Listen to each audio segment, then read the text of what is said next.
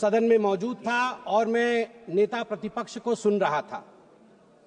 नेता प्रतिपक्ष ने कहा कि अगर हम इंडी अलायंस की सरकार बनाते तो हमारा भाषण किस प्रकार का होता, उस भाषण के विषय में आज मैं संबोधन करूंगा। यहां सभी गणमान्य लोग बैठे हुए हैं, हिंदी समझते हैं और हिंदी में एक मुहावरा है, अगर चाची की मूंछ होती तो वो चाचा कहलाती, अगर चाची की मूंछ होती तो वो चाचा कहलाती, अब चाची की मूंछ नहीं है तो वो चाचा नहीं हो सकती।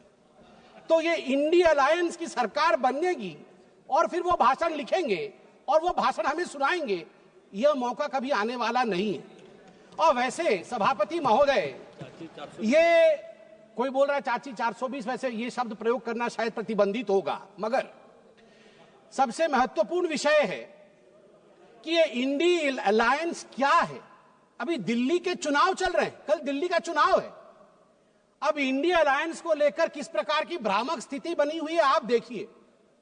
नाम लेना मना है, इसलिए बिना नाम लिए ही मैं बता देता हूं। टी शर्ट और मफलर के बीच लड़ाई चल रही है। टी शर्ट भी इंडी अलायंस में है और मफलर भी इंडी अलायंस में है। और टी शर्ट ने भाषण दिया है, पटपड़गंज में मैं भाषण को पढ़ के सुना रहा हूं। टी शर्ट ने कहा है, टी शर्ट हाँ उसी पे है जी, दिल्ली भी भारत में आता है। टी शर्ट ने कहा है उन्होंने एक नई तरीके की राजनीति की बात की थी, माने मफलर ने, उन्होंने एक नई तरीके की राजनीति की बात की थी।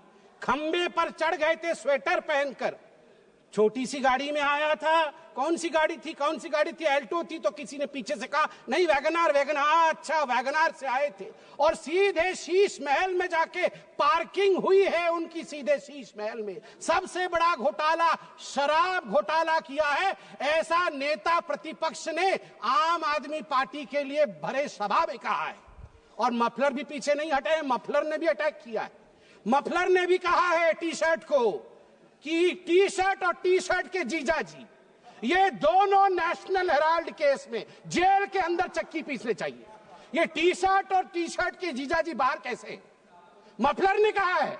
अब आप बताइए, अगर इंडी अलायंस के अंदर ये आप इनके रिश्ते को चाइनीज नूडल्स, ये नूडल्स भी इतना कॉम्प्लिकेटेड नहीं है जितना इनके इंडी अलायंस का रिश्ता कॉम्प्लिकेटेड है। ऐसे में ये सपना देख रहे हैं कि कभी इनकी सरकार बनेगी तो वो भाषण करेंगे।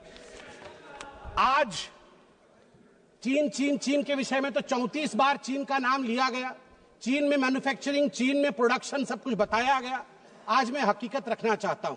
सभापति महोदय, अटल बिहारी वाजपेयी जी की सरकार, मैं कागजात लेके आया हूं मैन्युफैक्चरिंग का। चीन की मैन्युफैक्चरिंग की बढ़ाई कर रहे थे आदरणीय राहुल जी।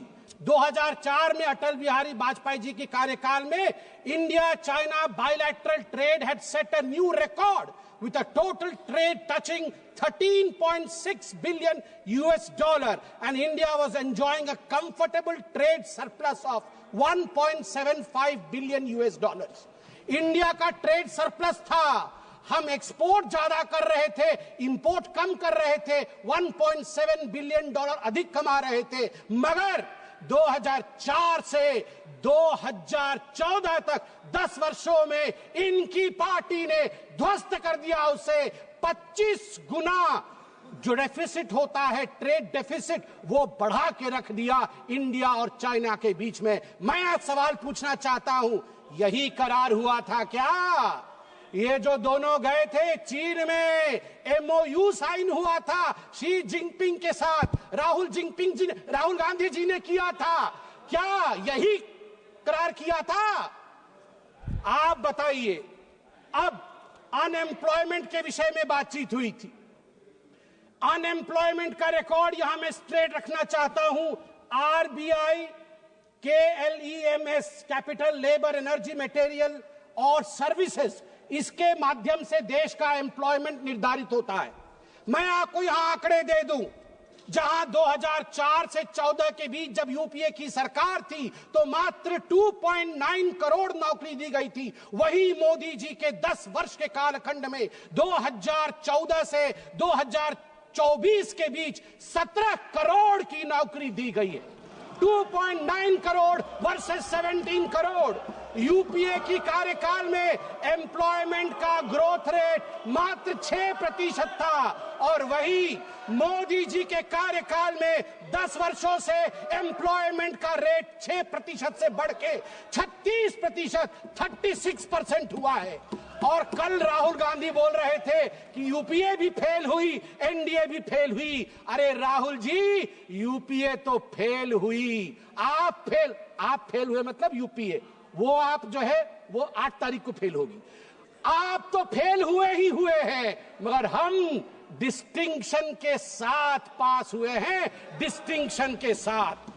युवाओं के बारे में राहुल जी बोल रहे थे, इंडिया स्किल रिपोर्ट पढ़िए साहब, India skill report. Youth employment of graduates singularly and drastically increase from 33.95% in 2013 to 54.81% in 2024। ये जंप है, ये छलांग है मोदी जी के अंतर्गत।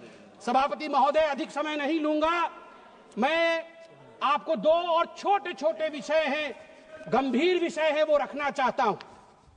एक विषय है चीन को लेकर। चीन को लेकर कहा गया कि आर्मी और प्रधानमंत्री के बीच कहीं ना कहीं संबंध खराब है।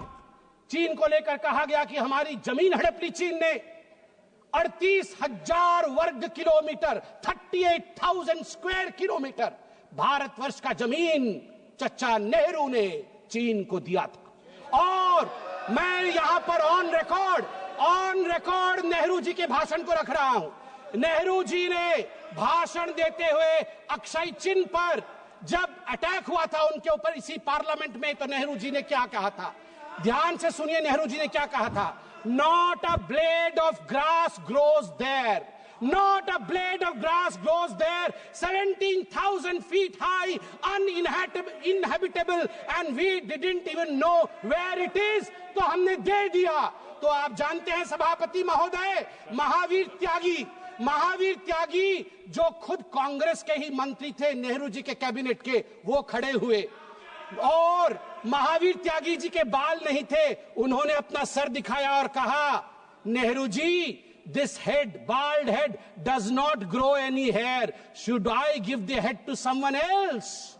Should I give the head to someone else? तो नेहरू जी भी शर्मिंदा हो गए थे, आर्मी, अंत कर रहा हूं साहब, आर्मी ये गंभीर विषय है, मुझे और 2 मिनट दीजिए। आर्मी को लेकर राहुल जी ने कहा कि मोदी जी और आर्मी के बीच खाई है। मैं 2012 के एक आर्टिकल की ओर जो इंडियन एक्सप्रेस में छपा था, आपका ध्यान आकृष्ट करना चाहता हूं, हर किसी को वो आर्टिकल पढ़ना चाहिए। The January night Raisina Hill was spooked, 2 key army units moved towards Delhi without notifying government। और इस आर्टिकल में कहा गया है, मनमोहन सिंह जी को और गांधी परिवार को लगा था कि आर्मी तख्ता पलट कर रही है। अंत में द्रौपदी मुर्मू जी जो महामहिम राष्ट्रपति है, वो मेरे राज्य से आती है, वे उड़ीसा से आती है। इसलिए जब उनको पुअर लेडी और पुअर थिंग कहा जाएगा, उड़िया अस्मिता कभी चुप नहीं रहेगा। मैं बोलूंगा, ऐ जगदम्ब मदम्ब कदम्ब हवन प्रियवासिनी हासरते, शिखरि शिरोमणि तुंग हिमालय शृंग निजालय मध्य गते, मधु मधुरे मधु कैटभ भंजिनी रासरते, जय जय हे महिषासुर मर्दिनी रम्य कपर्दिनी शैलसुते। भारत की नारी दुर्गा है।